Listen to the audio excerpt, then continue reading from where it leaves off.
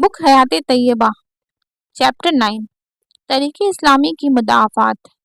मक्के में जब उक़बा के मकाम पर मदीना के कुछ लोगों ने हज़रत सल्लल्लाहु अलैहि वसल्लम के हाथ पर बैत की थी और हज़रत सल्लल्लाहु अलैहि वसल्लम की खिदमत में ये पेशकश की थी कि आप और आपके साथी मदीना तशरीफ़ ले आएँ, उस वक्त ये ख़तरा खुलकर सामने आ गया था कि इस बैत और इस पेशकश की हैसियत दरअसल मदीना वालों की तरफ से सारे अरब को एक चैलेंज की है।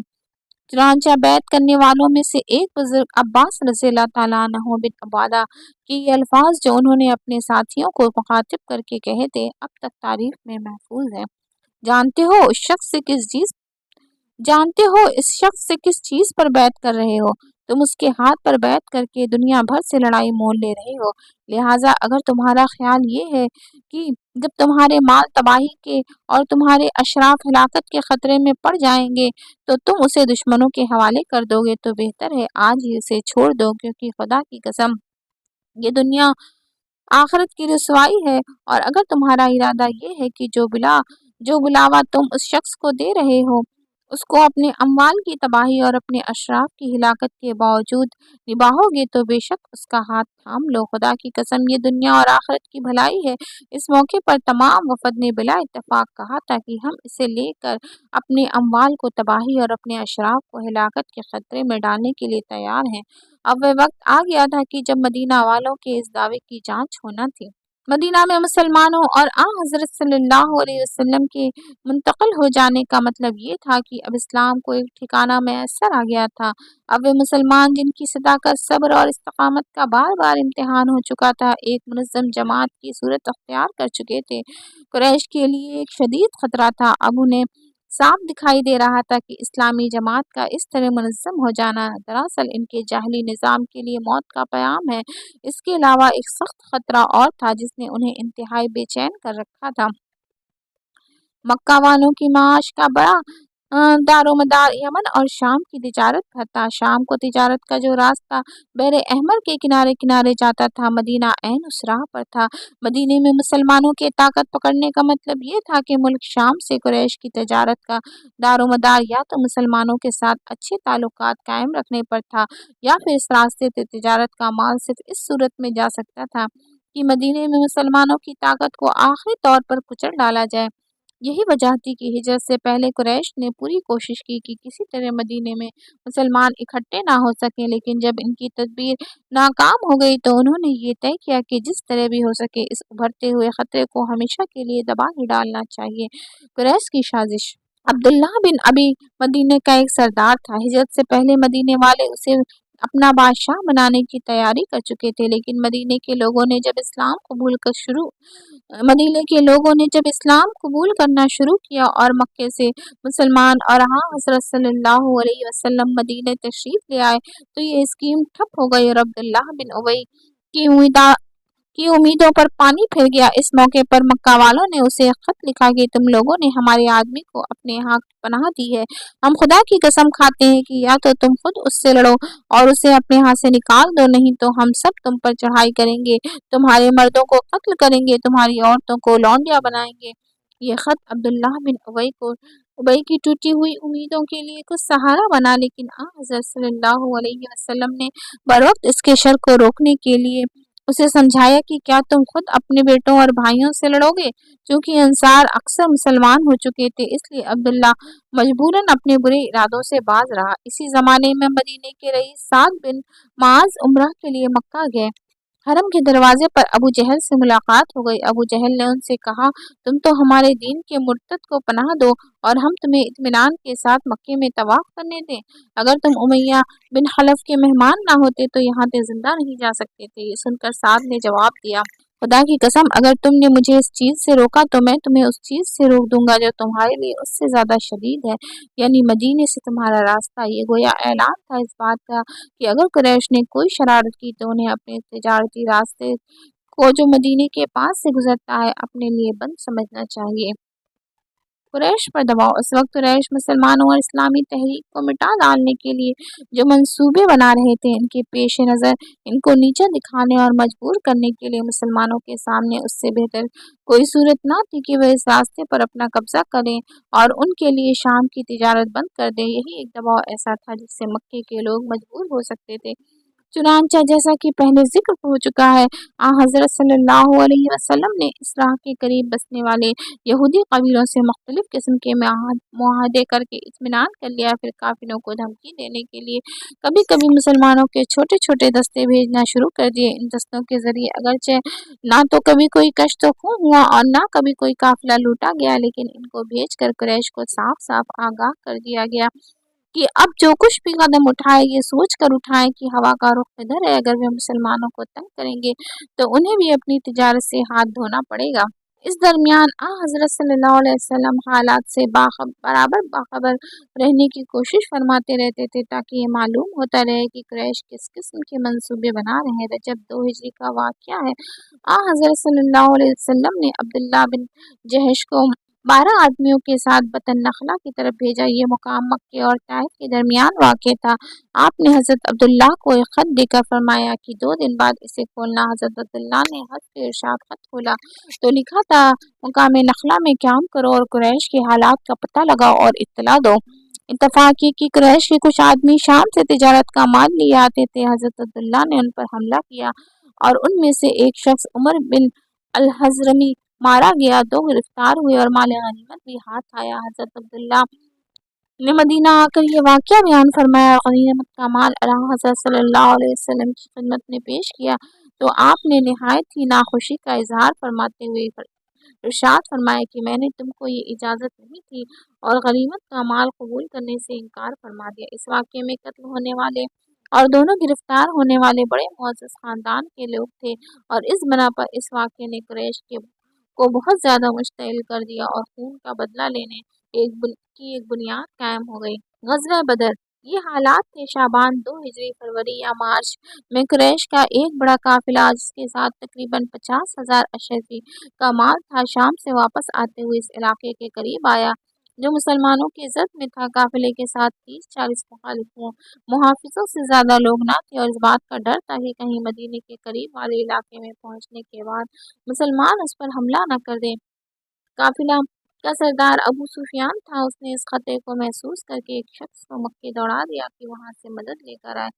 چنانچہ اس شخص نے مکے میں آ کر شور مچا دیا کہ قافلے کو مسلمان لوٹے لے رہے ہیں، دوڑو، مدد کے لیے دوڑو۔ قافلے میں جو مال تھا اس سے بہت سے لوگوں کا تعلق تھا، پھر یہ قومی مسئلہ بن گیا۔ چنانچہ اس پکار پر قریش کے تمام بڑے بڑے سردار لڑائی کے لیے نکل کھڑے ہوئے اور تقریباً 1000 جوشیلے نوجوانوں کی ایک فوج تیار ہو گئی۔ یہ فوج انتہائی جوش اور شان و شوکت کے ساتھ مکے سے اس ارادے کے ساتھ روانہ ہوئی کہ اب مسلمانوں کا خاتمہ کر ڈالنا چاہیے اور یہ روز روز کی جھنجھٹ ہی مٹ جائے۔ ایک طرف مال کے بچانے کی خواہش اور دوسری طرف پرانی دشمنی اور تعصب کا جوش غرض یہ لوگ انتہائی دیوانگی اور شان کے ساتھ مدینہ پر چڑھائی کے لیے روانہ ہوئے۔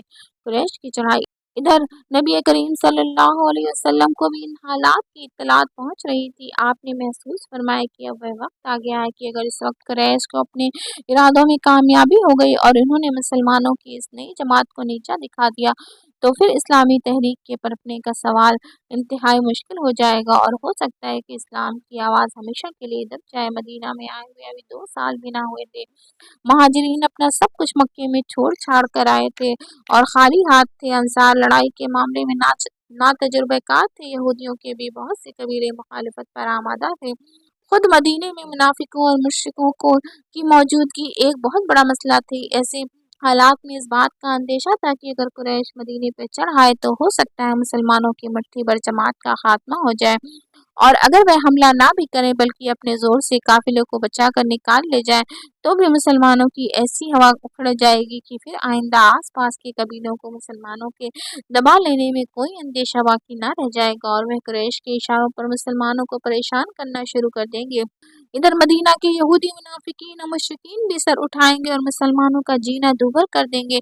اس لیے حضرت صلی اللہ علیہ وسلم نے فیصلہ فرمایا کہ اس وقت جو طاقت بھی जो ताकत भी मैसर है उसे लेकर मैदान में निकले और ये फैसला हो जाए कि जीने का हक किसे है और किसे नहीं। मुसलमानों की तैयारी ये फैसला कर लेने के बाद नबी करीम सल्लल्लाहु अलैहि वसल्लम ने महाजिरीन और अंसार को जमा किया और पूरे हालात इनके सामने साफ साफ रख दिए। एक तरफ मदीने के शुमाल में तिजारती काफिला है, दूसरी तरफ जुनूब में कुरैश का लश्कर चला आ रहा है। अल्लाह का वादा है इन दोनों में से कोई एक तुम्हें मिल जाएगा, बताओ तुम किसके मुकाबले पर चलना चाहते हो। जवाब में बहुत से सहाबा ने यही ख्वाहिश जाहिर की कि काफिले पर हमला किया जाए, लेकिन नबी सल्लल्लाहु अलैहि वसल्लम की पेश नज़र तो कुछ और ही था, इसलिए आपने फिर अपना सवाल दोहराया। इस पर मुहाजिरीन में से एक सहाबी मिक़दाद बिन उम्र रज़ियल्लाहु ताला अन्हु ने उठकर फरमाया, या रसूलल्लाह, जिधर आपको और आपका रब हुक्म दे रहा हो उस तरफ चलिए, हम आपके साथ हैं। हम बनी इसराइल की तरह ये कहने वाले नहीं हैं कि जाओ तुम और तुम्हारा खुदा दोनों लड़ें, हम यहाँ बैठे हैं।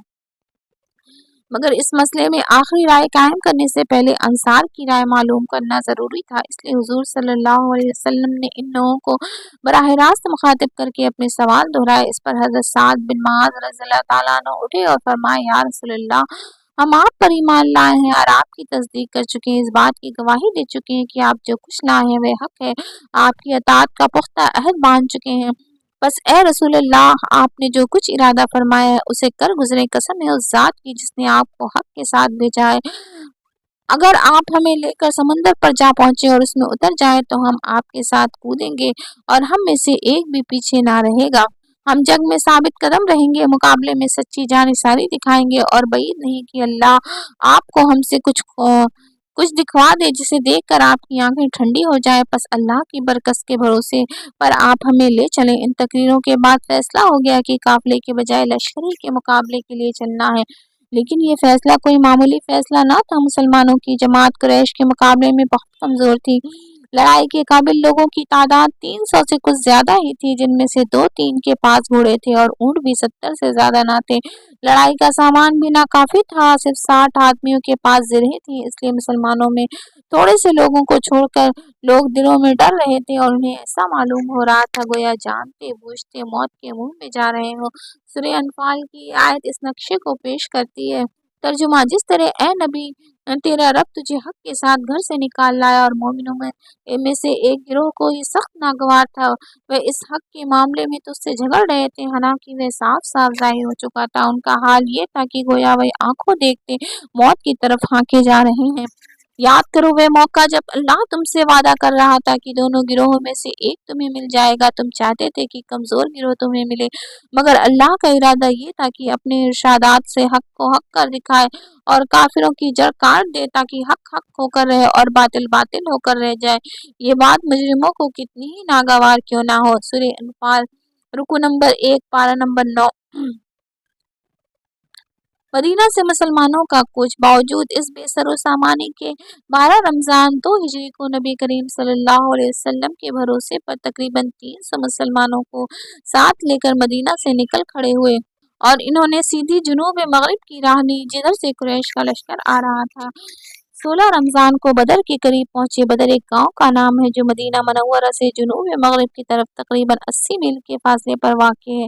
यहाँ पहुंचने पर पता चला कि कुरैश का लश्कर वादी के दूसरे सिरे तक आ पहुंचा है, लिहाजा हज़रत सल्लल्लाहु अलैहि वसल्लम के हुक्म के बमूजब यहाँ ही पड़ाव डाल दिया गया। इधर कुरैश का हाल सुनिए, लोग बड़े साजो सामान से निकले थे। 1000 से ज्यादा सिपाही थे, तकरीबन 100 सरदार शरीक थे। सिपाहियों के लिए रसद का बहुत अच्छा इंतजाम था। उत्बा बिन रबी फौज का सिपह सालार था। बदर के करीब पहुंचकर कुरैश के लश्कर को भी ये मालूम हो गया कि उनका तिजारती काफिला मुसलमानों की जद से बाहर है। इस पर कबीले ज़ुहरा और अदी के सरदारों ने कहा कि अब लड़ना जरूरी नहीं, लेकिन अबू जहल ना माना। ज़ुहरा और अदी के लोग इस बिना पर वापस चले गए और बाकी फौज आगे बढ़ी। लड़ाई के मैदान में जिस हिस्से पर कुरैश काबिज थे वह मौके के लिहाज से बेहतर था। जमीन पुख्ता थी, लेकिन जिस पर मुसलमानों ने पड़ाव डाला था वह रेतीली थी और सिपाहियों के पांव धंसते थे। रात को सब सिपाहियों ने आराम किया, लेकिन नबी करीम सल्लल्लाहु अलैहि वसल्लम तमाम रात दुआ में मसरूफ रहे। 17 रमज़ान को नमाज फजर के बाद आपने जिहाद पर वास फरमाया और उसूल जंग के लिहाज से फौजों की सफ़ेद दुरुस्त की। روزے اس سال فرض ہوئے تھے، اور یہ عجیب آزمائش تھی کہ مسلمانوں کو پہلے ہی رمضان میں اپنے سے 3 گنی فوج کے مقابلے میں جنگ کے لیے تیار ہونا پڑا۔ اس رات کو 2 باتیں ایسی ہوئیں جو اللہ تعالیٰ کے خصوصی کرم کا مظہر تھی۔ ایک تو یہ کہ مسلمان کو سکون کے ساتھ نیند آئی اور صبح تازہ دم ہو کر اٹھے۔ دوسرے، اس رات بارش ہو گئی۔ بارش ہو جانے سے ریتیلی زمین سخت ہو گئی اور مسلمانوں کے لیے میدان اچھا ہو گیا۔ اس کے برخلاف اسی بارش سے اس حصے میں کیچڑ ہو گئی جس میں قریش کا لشکر تھا، ان کے پاؤں دھنسنے لگے۔ دوسرے یہ کہ مسلمانوں کے لیے تالابوں میں پانی بھی جمع ہو گیا جس سے انہوں نے غسل کیا اور وضو وغیرہ کا آرام ہو گیا۔ دل کا ہراس اور گھبراہٹ دور ہو گئی۔ مسلمان پورے اطمینان کے ساتھ مقابلے کے لیے تیار ہو گئے۔ جس وقت دونوں لشکر ایک دوسرے کے مقابل ہوئے تو یہ ایک عجیب منظر تھا۔ ایک طرف اللہ پر ایمان رکھنے والے اور اس کے سوا کسی دوسرے کی بندگی اور اطاعت قبول نہ کرنے والے 313 مسلمان تھے جن کے پاس لڑائی کا سامان بھی ٹھیک سے نہیں تھا، اور دوسری طرف ساز و سامان سے لیس 1000 سے زائد کافروں کا لشکر تھا جو اس فیصلے کے ساتھ آئے تھے کہ توحید کی اس آواز کو ہمیشہ کے لیے دبا کر ہی دم لیں گے۔ اس موقع پر نبی کریم صلی اللہ علیہ وسلم نے خدا کے آگے دعا کے لیے ہاتھ پھیلائے اور انتہائی عاجزی کے ساتھ دعا فرمائی کہ اے اللہ، یہ قریش ہیں، اپنے سامان غرور کے ساتھ آئے ہیں تاکہ تیرے رسول کو جھوٹا ثابت کریں۔ اے اللہ، بس اب تیری وہ مدد آ جائے جس کا تو نے مجھ سے وعدہ کیا ہے۔ اے اللہ، اگر آج یہ مٹھی پر جماعت ہلاک ہو گئی تو پھر روئے زمین پر تیری عبادت کہیں نہ ہوگی۔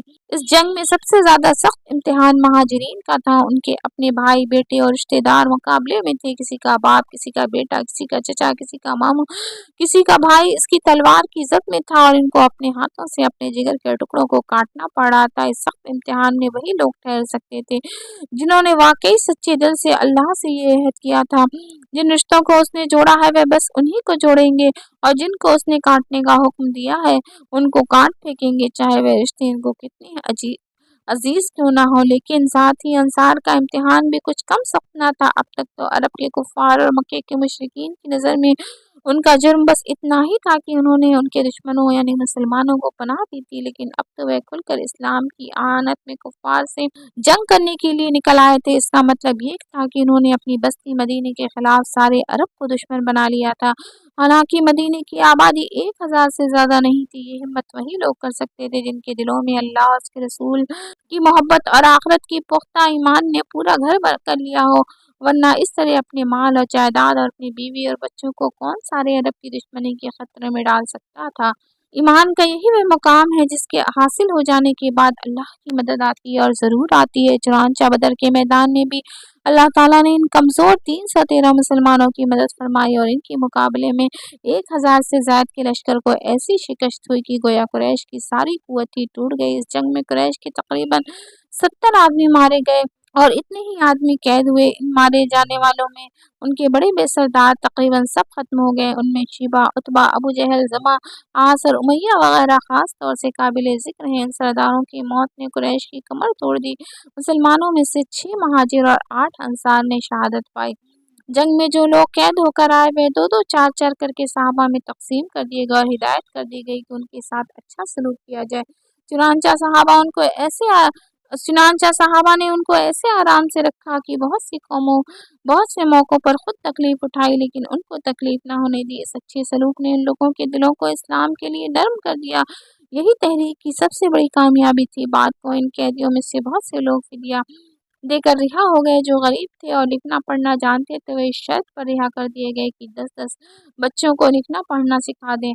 بدر کی لڑائی اپنے نتائج اور اثرات کے لحاظ سے بہت اہم تھی۔ یہ لڑائی دراصل عذاب الہی کی پہلی قسط تھی جو اسلام کی دعوت قبول نہ کرنے کی سزا میں کفار مکہ کے لیے مقدر ہو چکا تھا۔ اس لڑائی نے یہ ظاہر کر دیا کہ اسلام اور کفر میں دراصل جینے کا حق کسے ہے اور آئندہ حالات کا رخ کیا ہوگا۔ اس اعتبار سے اسلامی تاریخ کا یہ پہلا معرکہ بہت عظیم الشان معرکہ کہا جاتا ہے۔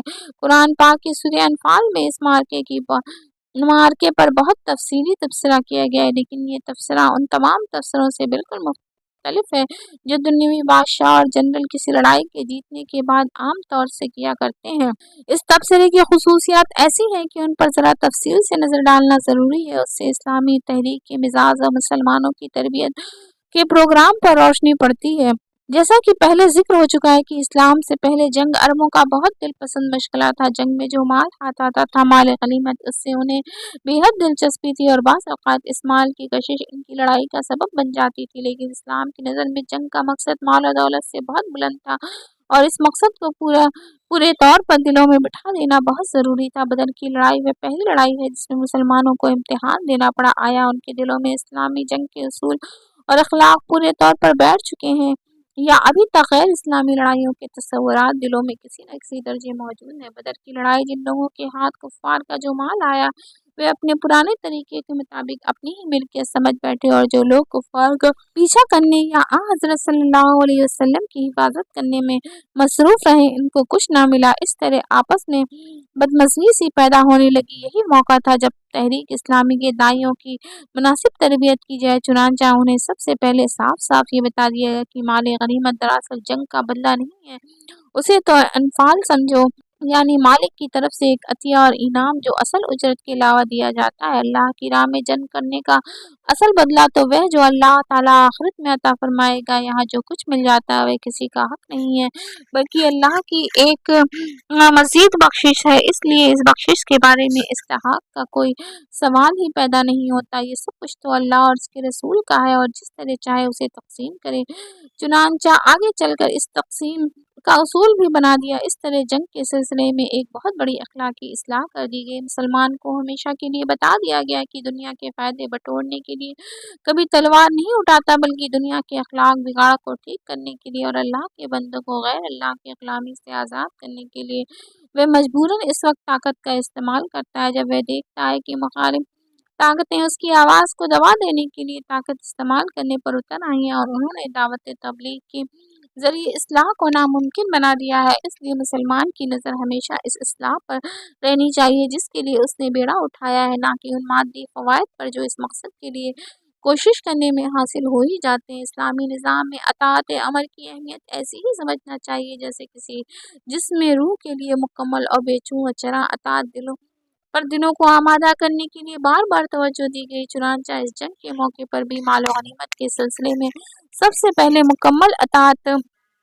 کا مطالبہ کیا گیا اور کہہ دیا گیا یہ سب کچھ خدا اور اس کے رسول کا ہے، اس بارے میں وہ جو کچھ فیصلہ فرمائے اس پر دلوں کو راضی ہونا چاہیے۔ عام تحریکوں کا مزاج یہ ہوتا ہے کہ وہ اپنے پیرووں اور اپنے کارکنوں کے دل بڑھانے کے لیے ان کارناموں کا ذکر کرتے ہیں اور اس طرح شہرت اور ناموری حاصل کرنے کے لیے جذبے کو ابھار کر لوگوں کو اظہار اور قربانیوں کے لیے تیار کرتے ہیں۔ چنانچہ بڑے معرکوں یا بڑے کارناموں کے بعد وہ اپنے جانبازوں اور کارکنوں کو خطاب اور تمغے دیتے ہیں، انعامات تقسیم کرتے ہیں اور طرح طرح سے ان کو اونچا اٹھانے کا ایسا انتظام کرتے ہیں کہ ایک طرف تو وہ اپنے کارگزاریوں کا بدلہ پا کر مطمئن ہو سکیں اور آئندہ کے لیے اور زیادہ جانبازی دکھا سکیں، اور دوسری طرف دوسرے لوگوں کے دلوں میں انہی کی طرح اونچا مقام حاصل کرنے کی آرزو پیدا ہو سکے۔ اسلامی تحریک کا مزاج اس کے بالکل خلاف ہے۔ باوجود اس کے کہ مسلمانوں کے 313 سپاہیوں نے 1000 سے زائد لشکر کا منہ پھیر دیا تھا اور باوجود اپنے بے سر و سامانے کے اپنے سے کئی گنا زیادہ مقابل قوت کا خاتمہ کر دیا تھا، لیکن ان سے یہی کہا گیا کہ وہ اس واقعے کو اپنی بہادری یا اپنی کارگزاری نہ سمجھے، یہ محض اللہ کا فضل تھا، صرف اس کی رحمت اور فضل کا نتیجہ تھا کہ انہوں نے اپنے دشمن کو مار بھگایا۔ انہیں کبھی اپنے وسائل اور قوت پر بھی بھروسہ نہ کرنا چاہیے، ان کی اصل طاقت یہ ہے کہ وہ اللہ پر بھروسہ رکھیں اور ہمیشہ اس کے فضل کے سہارے میدان میں اتریں۔ عین لڑائی کے وقت حضرت صلی اللہ علیہ وسلم نے مٹھی بھر ریت ہاتھ میں لے کر شاہت الوجوہ چہرے بگڑ جائیں فرماتے ہوئے اسے کفار کی طرف پھینکا تھا اور اس کے بعد ہی مسلمان یکبارگی کافروں پر ٹوٹ پڑے اور کافروں کے پیر اکھڑ گئے۔ یہ ایک ایسا واقعہ ہے جسے دوسرے لوگ اپنی کرامت بتا کر جو کچھ بھی فخر کرتے تھوڑا تھا، اور اگر وہ خود ایسا نہ کرتے تو ان کے پیرو معلوم نہیں اس کی بنیاد پر کیسی کچھ باتیں بناتے، لیکن خود اللہ تعالیٰ نے قرآن پاک میں مسلمانوں کو یہ بتایا کہ تم نے انہیں قتل نہیں کیا بلکہ اللہ نے ان کو قتل کیا، اور حضرت صلی اللہ علیہ وسلم سے یہ فرمایا کہ تو نے نہیں پھینکا بلکہ اللہ نے پھینکا، اور یہ کہ یہ تو سب کچھ اس لیے تھا کہ اللہ مومنوں کو ایک بہترین آزمائش سے کامیابی کے ساتھ گزار دے۔ سورہ انفال آیت نمبر 17۔ مسلمانوں کو اچھی طرح بتا دیا کہ دراصل سارے کاموں کا انتظام اللہ کے ہاتھ میں ہے، جو کچھ ہوتا ہے اس کے حکم اور ارادے سے ہوتا ہے۔ مومن کا کام اللہ پر بھروسہ کرنا اور ہر حال میں خدا اور رسول کی پوری پوری اطاعت کرنا، اور اسی میں اس کا امتحان ہے۔ اسلامی تحریک میں جہاد ہی وہ آخری امتحان ہے جس میں تحریک کے ہر علمبردار کی پوری پوری جانچ ہو جاتی ہے۔ جب کفر اور اسلام کی کشمکش حد درجے پہنچ جائے، اس درجے پہنچ جائے کہ اس مومن کو دعوت تبلیغ کے کام کو باقی رکھنے کے لیے مجبوراً میدان میں اترنا ہی پڑے، تو پھر میدان سے واپسی اس کے لیے ممکن نہیں رہتی۔ اللہ کی راہ میں جنگ کرتے ہوئے میدان سے بھاگنے کا مطلب اس کے سوا اور کیا ہو سکتا ہے؟ یا تو مومن کو اپنی جان اس مقصد سے زیادہ عزیز ہے جس کے لیے وہ لڑائی لڑی جا رہی ہے، اس کا ایمان کمزور ہے۔ دراصل موت اور زندگی اللہ کے ہاتھ میں ہے، جب تک اس کا حکم نہ ہو موت نہیں آ سکتی، جب اس کا حکم ہو جائے تو پھر موت ٹل نہیں سکتی۔ اس کے دل میں بھی ابھی اللہ کی رضا اور آخرت کی کامیابی کے علاوہ کچھ اور آرزوئیں بھی پرورش پا رہی ہیں، اور دراصل ابھی اس نے اپنے آپ کو خدا کے دین کے قائم کرنے کے لیے بالکل وقف نہیں کر دیا۔ ظاہر ہے جس ایمان کے ساتھ ان میں سے کوئی بات شامل ہو اسے کس طرح پورا ایمان کہا جا سکتا ہے۔ اس لیے اس پہلی جنگ کے موقع پر مسلمانوں کو صاف صاف بتا دیا کہ جنگ سے منہ موڑنا مسلمان کا کام نہیں۔ حضرت صلی اللہ علیہ وسلم نے ارشاد فرمایا، 3 گناہ ایسے ہیں جن کے ساتھ کوئی نیکی فائدہ نہیں دے سکتی، ایک شرک، دوسرے والدین کی حق تلفی، تیسرے اللہ کی راہ میں لڑی جانے والی لڑائی سے منہ موڑ کر بھاگنا۔ اللہ کی راہ میں پیش قدمی کرنے میں آدمی اس وقت بھی سست ہو جاتا ہے جب دنیاوی تعلقات سے اس کی دلچسپی ایک جائز حد سے آگے بڑھ جاتی ہے، مال اور دولت اور اس کی راہ میں بڑی رکاوٹیں بن جاتی ہیں۔ چنانچہ اس موقع پر بھی اللہ تعالیٰ نے مال اور اولاد کی صحیح حیثیت سے مسلمانوں کو باخبر فرمایا کہ جان رکھو تمہارے مال اور تمہاری اولاد حقیقت میں تمہاری آزمائش کا سامان ہے، اور اللہ کے پاس اجر دینے کے لیے بہت کچھ ہے۔ سورہ انفال آیت نمبر 28۔ مال و دولت دے کر اللہ تعالیٰ مومن کی آزمائش کرتا ہے، اور آیا وہ اس کو صحیح مصرف میں لاتا ہے یا نہیں، اور یہ کہ کہیں مال کی محبت دل میں اتنی تو نہیں بڑھ جاتی کہ جب اللہ کی راہ میں اس کی بازی لگانے کا وقت آ جائے تو دل تنگ ہو جائے، یا اس کی خاطر حق کی جدوجہد میں کچھ سستی آ جائے۔ اس طرح اولاد بھی انسان کے امتحان کا دوسرا پرچہ ہے۔ ایک طرف تو مومن ان کے جائز حقوق اس طرح پورے کرنا ہے کہ وہ انہیں اللہ کی بندگی اور اس کی اطاعت کی راہ پر لگانے کی پوری کوشش کرے، اور دوسری طرف یہ دیکھنا کہ کہیں ان کی وہ فطری محبت جو اللہ نے ہر انسان کے دل میں رکھ دی ہے بڑھ کر اتنی حاوی تو نہیں ہو جاتی کہ اللہ کی راہ پر چلنے کے لیے اس کے قدموں کو بوجھل کر دے۔ مال اور اولاد کے سلسلے میں یہی دوہرا امتحان ہے جس کے لیے ہر مومن کو تیار رہنا چاہیے۔ صبر ہر تحریک کی جان ہے، اور اسلامی تحریک کے لیے تو یہ صفت ایسی ہی ضروری ہے جیسے جسم کے لیے روح ضروری ہے۔ مکے میں مسلمان جن حالات سے گزرے تھے وہاں بھی اس صفت کو زیادہ سے زیادہ پیدا کرنے کی طرف توجہ دی گئی تھی، لیکن وہاں صورتحال یہ تھی کہ سوائے مظالم برداشت کرنے کے اور کوئی صورت مسلمانوں کے سامنے نہیں تھی۔ اب تحریک دوسرے مرحلے میں داخل ہو رہی تھی۔ اب اس کا اندیشہ بھی تھا کہ خود مسلمانوں کے ہاتھوں کسی پر زیادتی ہو جائے، اس لیے ان بدلے ہوئے حالات میں بھی اس صفت کو برقرار رکھنے اور بڑھانے کی تاکید کی گئی۔ فرمایا، اے ایمان لانے والوں، جب کسی گروہ سے تمہارا مقابلہ ہو تو ثابت قدم رہو، اللہ کو کثرت سے یاد کرو، امید ہے کہ تمہیں کامیابی نصیب ہوگی، اللہ اور اس کے رسول کی اطاعت کرو، اور آپس میں جھگڑو نہیں کہ تمہارے اندر کمزوری پیدا ہو جائے گی اور تمہاری ہوا اکھڑ جائے گی۔ صبر سے کام لو، یقیناً اللہ صبر کرنے والوں کے ساتھ ہے۔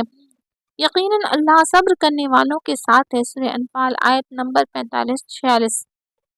یہاں صبر کے مفہوم میں یہ سب باتیں شامل ہیں کہ اپنے خود جذبات اور خواہشات کو قابو میں رکھا جائے، جلد بازی اور گھبراہٹ اور ہراس سے بچا جائے، کسی لالچ یا نامناسب جوش کو قریب نہ آنے دیا جائے، ہر کام ٹھنڈے دل اور جچے تلے فیصلوں کے ساتھ کیا جائے، خطرے اور مشکلیں سامنے آئیں تو قدم ڈگمگانا جائے، اشتعال اور غیظ غضب کا شکار ہو کر کوئی غلط کام نہ کر ڈالے، مصائب کا حملہ اور حالات کے بگڑتے نظر آئیں تو بے چینی اور گھبراہٹ کی وجہ سے حواس پریشان نہ ہو جائے، مقصد کی حاصل کرنے کا شوق اتنا نہ بڑھ جائے کہ جلد بازی میں کسی ناقص تدبیر پر عمل کر ڈالا جائے، دنیاوی فائدے اور لالچ نفس کو اتنا نہ لبھا لیں کہ اس کے مقابلے میں کمزوری دکھا کر ان فائدوں کی طرف کھینچ جو مومنوں کو اپنے صبر کا امتحان کچھ دوسرے طریقوں سے بھی دینا تھا۔ مقصد کی محبت کا غلبہ کبھی کبھی اتنا بڑھ جاتا ہے کہ انسان اس کے مقابلے میں حق اور انصاف کا پورا لحاظ نہیں رکھتا اور سمجھتا ہے کہ مقصد کی خاطر ایسا کرنے میں کوئی حرج نہیں، لیکن اسلامی تحریک